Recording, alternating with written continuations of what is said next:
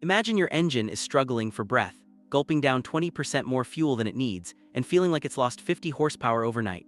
Most drivers think they're looking at a $2,000 repair bill, but the culprit is often a sensor the size of a matchstick. Here's the kicker: if you clean it wrong, you're looking at a $300 replacement instantly. I've seen seasoned techs snap these wires with a single quick spray. Today, I'm going to show you how to restore that lost power and peak fuel economy using the professional techniques we use in the shop to avoid a total disaster. Trick number 9, use only the right mass airflow cleaner. I've seen it 100 times. A DIYer grabs a can of brake cleaner or carb spray because it's all the same stuff, right? Wrong. That mistake is exactly why these sensors end up in the trash. Inside your MAF sensor, there's a microscopic sensing element, usually a platinum wire or a thin film coated in a glass-like protective layer. It's designed to read air density with surgical precision. Common shop sprays like brake cleaner, carb cleaner, or heaven forbid WD-40 are loaded with heavy solvents and oils. On a brake rotor, that's fine. On a MAF sensor, they leave behind a microscopic haze. Now, why does that matter? Because this sensor operates by heating up. When that residue meets the heat of your engine, it literally bakes onto the wire, forming a carbonized crust. This insulates the sensor, making it think less air is entering the engine than there actually is. Your ECU then pulls timing and adds fuel to compensate, leading to that sluggish acceleration and black smoke you're seeing at the tailpipe. You must use a dedicated MAF cleaner, like CRC. It's formulated to flash off or evaporate instantly, leaving the surface 100% chemically pure. If it's not labeled MAF sensor cleaner, keep it away from your intake. Trick number 8, spray the right way. Most people treat their MAF sensor like they're power washing a driveway. They get the nozzle right up against the wire and blast it. That is a death sentence for your sensor. That sensing wire is thinner than a strand of hair from a golden retriever. A direct, high-pressure hit from a straw nozzle can actually microfracture the wire or bend it out of alignment.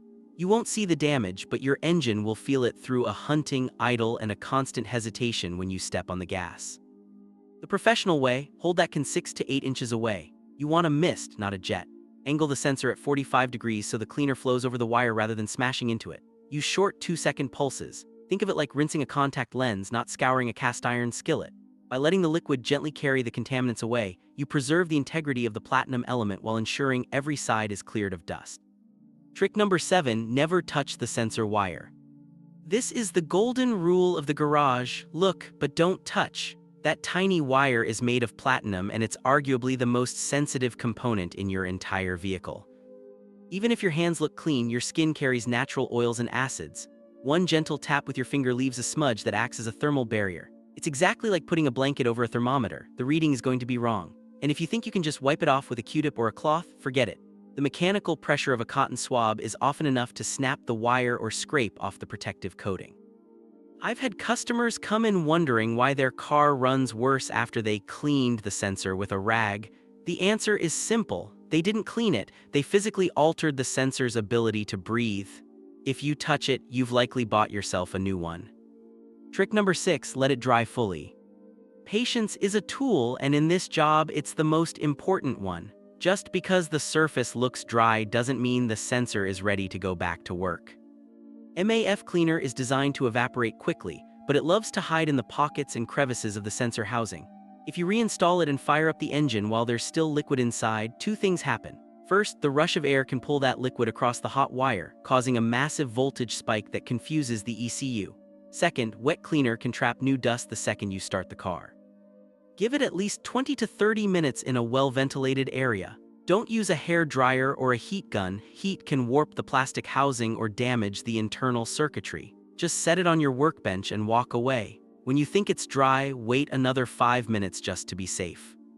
Trick number 5, clean the intake tube too. Cleaning your MAF sensor without cleaning the intake tube is like taking a shower and then putting on dirty gym clothes. It's a waste of time. Over the years, your intake tube collects blow-by, a nasty mix of oil vapor from the PCV system and fine road grit that slipped past the filter. This forms a sticky film on the inside of the tube. The moment you put your clean sensor back in and hit 60 mph, the high-velocity air picks up those oil droplets and slams them right back onto your freshly cleaned sensor. Take a lint-free shop towel dampened with a bit of alcohol and wipe down the inside of the plastic intake ducting, especially the area between the air filter and the throttle body. If that towel comes back black or greasy, you just saved yourself from having to do this whole job again next week. Trick number 4, don't overspray. In the world of car care, more is rarely better. If you soak the sensor until it's dripping, you aren't getting it cleaner, you're actually risking an internal short circuit. Excess liquid can seep into the electronic housing where the plug connects. If the cleaner pools there, it can take hours or even days to dry out, leading to ghost codes, check engine lights that pop up for no reason and then disappear. Stick to the pulse method. Spray once, let it drip, rotate, and spray again. You want to see the dirt running off in the liquid. Once the liquid running off the sensor looks clear, stop. You've achieved maximum cleanliness. Anything beyond that is just wasting money and risking the electronics. Trick number 3, don't clean it too often. I know some of you love to tinker every weekend, but the MAF sensor isn't something that needs a weekly checkup. Every time you unplug that electrical connector and pull the sensor out, you're putting stress on the plastic clips and the rubber O-ring that seals the intake. These parts get brittle with age and heat. If you snap a clip or tear that O-ring, you'll end up with a vacuum leak, which causes a rough idle that no amount of cleaning will ever fix.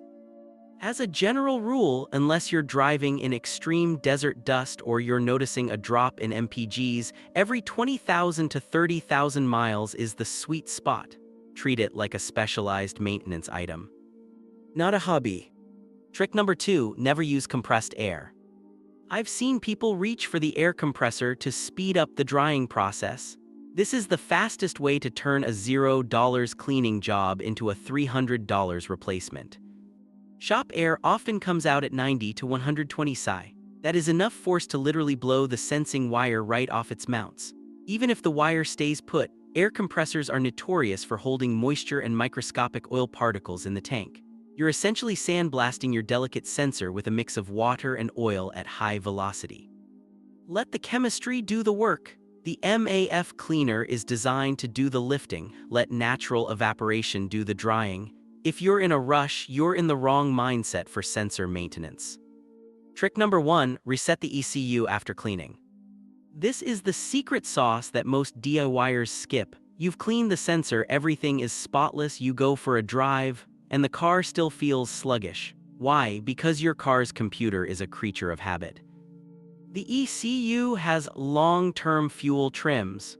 It has spent the last 6 months learning how to compensate for your dirty, restricted sensor. It's still sending extra fuel because it thinks the sensor is still dirty. To fix this, you need to clear the memory. You can use a scan tool to reset fuel trims, or the old school way, disconnect the negative battery terminal for 15 minutes. This forces the ECU to go back to baseline. When you restart the car, it will relearn the air-fuel mapping using the clean, accurate data from your refreshed sensor. This is usually when that instant power feeling returns. Bonus trick, check the air filter type. If you find yourself cleaning your MAF sensor every few months because it's constantly oily, look at your air filter. Oiled high-performance filters are great for airflow, but if they are overoiled, which 90% of people do, that oil atomizes and coats the MAF sensor almost immediately. If you want the best protection for your sensor, stick with a high-quality dry paper filter. They trap more fine particulate and won't bleed oil into your expensive electronics. If you do stay with an oiled filter, less is more. A light mist is all you need. Keep that airstream dry and your MAF sensor will stay shop clean for years. Cleaning your MAF is one of the most satisfying free horsepower gains you can get, if you do it with the respect the tech deserves. If this helped you save a few $100 today, drop a comment below and let me know what your fuel mileage was before and after. And if you want to keep your fuel system just as clean, click the video on the screen right now to see the tricks for cleaning your O2 sensors without ever taking them out of the car. I'll see you in the next one.